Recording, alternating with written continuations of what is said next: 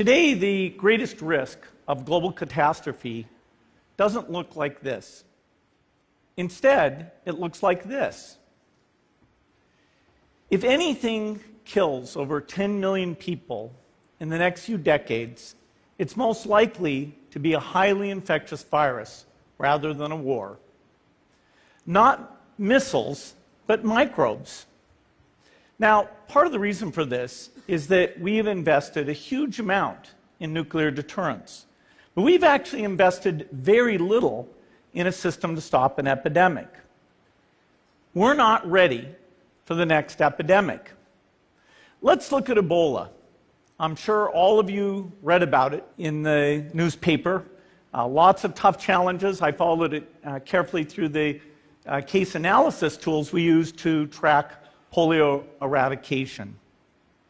And as you look at what went on, the problem wasn't that there was a system that didn't work well enough. The problem was that we didn't have a system at all. In fact, there are some pretty obvious key missing pieces. We didn't have a group of epidemiologists ready to go who would have gone, seen what the disease was, see how far it had spread.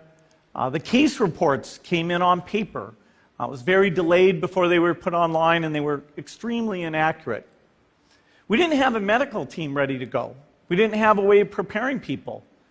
Now, Médecins Sans Frontières did a great job orchestrating volunteers, but even so, we were far slower than we should have been getting the thousands of workers into these countries.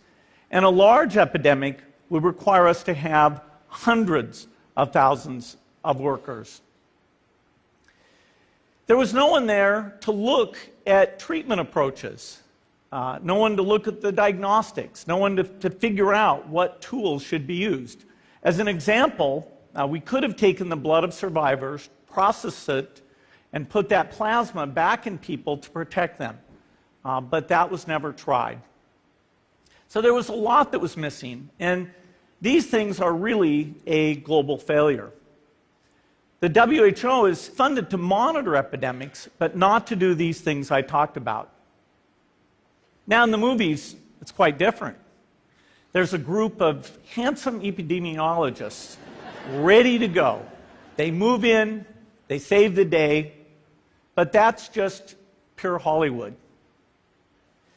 The failure to prepare could allow the next epidemic to be dramatically more devastating than Ebola. Let's look at the progression of Ebola over this year. About 10,000 people died, and nearly all were in the 3 West African countries.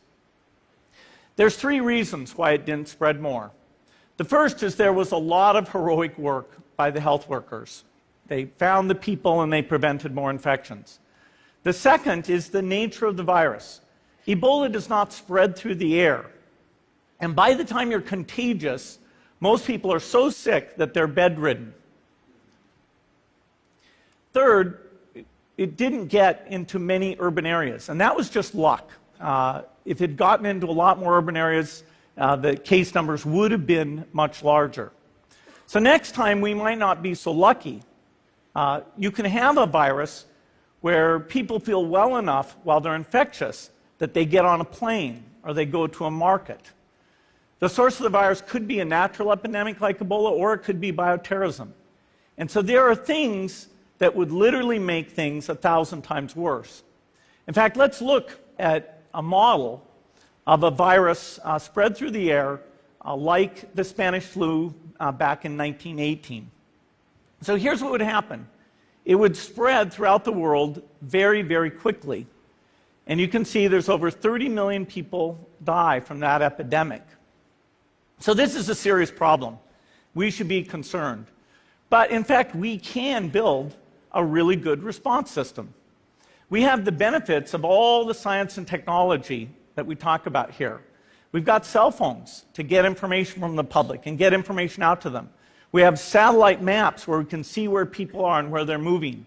We have advances in biology that should dramatically change the turnaround time to look at a pathogen and be able to make drugs and vaccines that fit for that pathogen. So we can have tools, but those tools need to be put into an overall global health system, and we need preparedness. The best lessons, I think, on how to get prepared are, again, what we do for war. For soldiers, we have full-time waiting to go. We have reserves that can scale us up to large numbers. NATO has a mobile unit that can deploy very rapidly. NATO does a lot of war games to check, are people well trained? Do they understand about fuel and logistics and the same radio frequencies? So they are absolutely ready to go. So those are the kinds of things we need to deal with an epidemic. What are the key pieces? First is we need strong health systems in poor countries. That's where mothers can give birth safely, kids can get all their vaccines, but also where we'll see the outbreak very early on. We need a medical reserve corps, lots of people who've got the training and background who are ready to go with the expertise.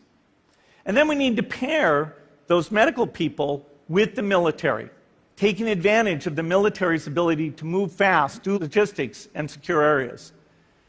We need to do simulations, germ games, not war games, so that we see where the holes are.